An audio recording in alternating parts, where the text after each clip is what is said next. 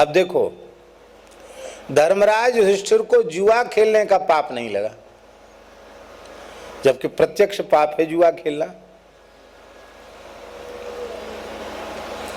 जैसे आधा झूठ बोलने का पाप लगा तो जुआ खेलने का भी लगना चाहिए कि नहीं?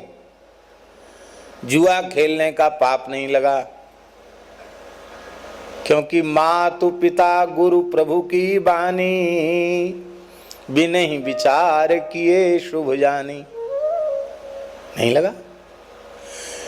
जिसने अधर्म करने की आज्ञा दी धृतराष्ट्र ने, उसको उसका परिणाम भोगना पड़ा।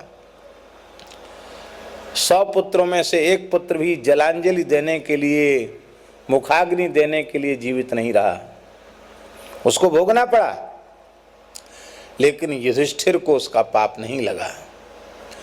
शास्त्र विरुद्ध, सदाचार विरुद्ध आज्ञा माता पिता गुरु देते हैं तो उसका परिणाम उनको भोगना पड़ेगा, तुमको नहीं भोगना पड़ेगा।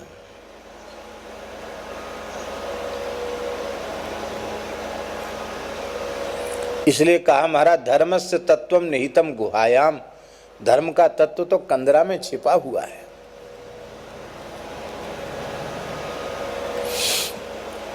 गहना कर्मणो गति ही। कर्म की गति बहुत गहन है, सूक्ष्म है। इसलिए परीक्षित जी का प्रश्न है कि पाप कर्म से बचना बहुत अधिक कठिन है। कई बार तो ऐसा होता है कि मनुष्य को यह समझ आने में भी बहुत देरी लग जाती है कि ये पाप कर्म है। वर्तमान जो शिक्षा है उसमें धर्मशास्त्र का तो कहीं कोई स्थान है नहीं, सदाचार का स्थान है नहीं। तो अब 20-25 वर्ष तक के लड़के जिन्हें ना घर में अच्छे संस्कार मिले ना बाहर अच्छे संस्कार मिल रहे हैं, कुसंस्कार ही मिल रहे हैं, उनको तो समझ में नहीं आता कि स्वर्ग नरक भी कुछ होता है, झूठ पाप भी कुछ होता है। वो तो जो मन में आए सो खाए, जो मन में आया सो पिए, जैसा चाहा वो किए, जो मन में आया सो ही किया उन्होंने, उनको कोई परवाह नहीं।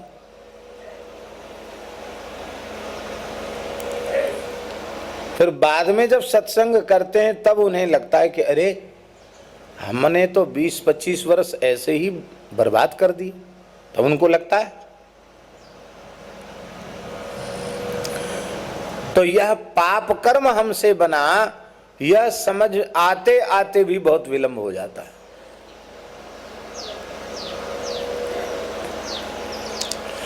लेकिन श्रीमद् भगवद गीता में भगवान ने बड़ी ऊंची बात कही। भगवान ने कहा कि कथनचित भले ही किसी से भयंकर पाप कर्म बन गए हों, पर संत सद्गुरु की शरण ग्रहण करने के बाद, सत्संग करने के बाद समझ आ जाए कि ये हमसे भूल बन गई है, और फिर पश्चाताप करे और तीव्र गति से साधन में लग जाए, भजन में लग जाए,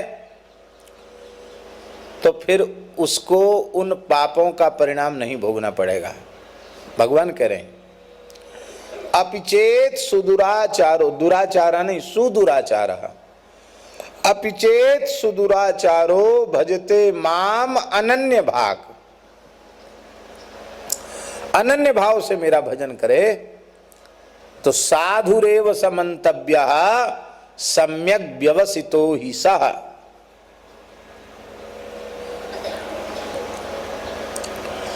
जगाई मधाई, उनसे कौन से पाप नहीं बने थे। नाम तो ब्राह्मण कुल, जन्म तो ब्राह्मण कुल में हुआ था, नाम मात्र के ब्राह्मण थे। कैसे ब्राह्मण थे? प्रियादासी ने लिखा है कोटि कोटि अजामिल बार डारों विप्रताप।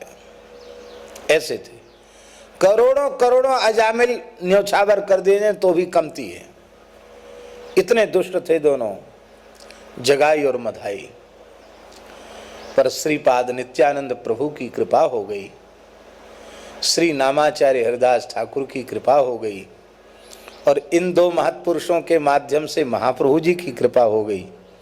तो कोई कल्पना कर सकता था कि कल तक जो ऐसे थे आज वे झाड़ू लगा रहे हैं, स्वपच को भी प्रणाम करके रो करके प्रार्थना कर रहे हैं कि तुम्हारे प्रति कोई अपराध बनाओ, तुम हृदय से क्षमा कर दो, हमें कृष्ण प्रेम प्राप्त हो जाए, हम धन्य हो जाएं।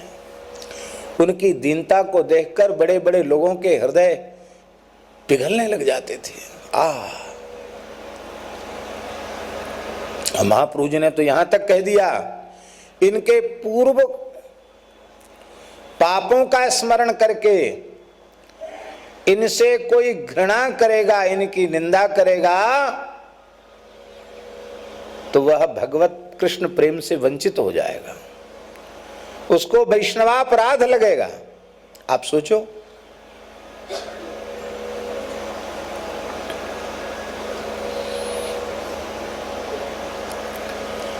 कैसे करुणामय हैं हमारे भगवान, कैसी उत्तम बात कह रहे हैं, अपचेत सुदुराचारा। इसलिए बीती ताही बिसारे दे, आगे की सुध ले। जो हो गया वो हो गया, लेकिन अब नहीं, अब लो नसानी अब ना नसे हूं। अब तक जो हो गया सो हो गया, लेकिन अब हम सावधान हो गए।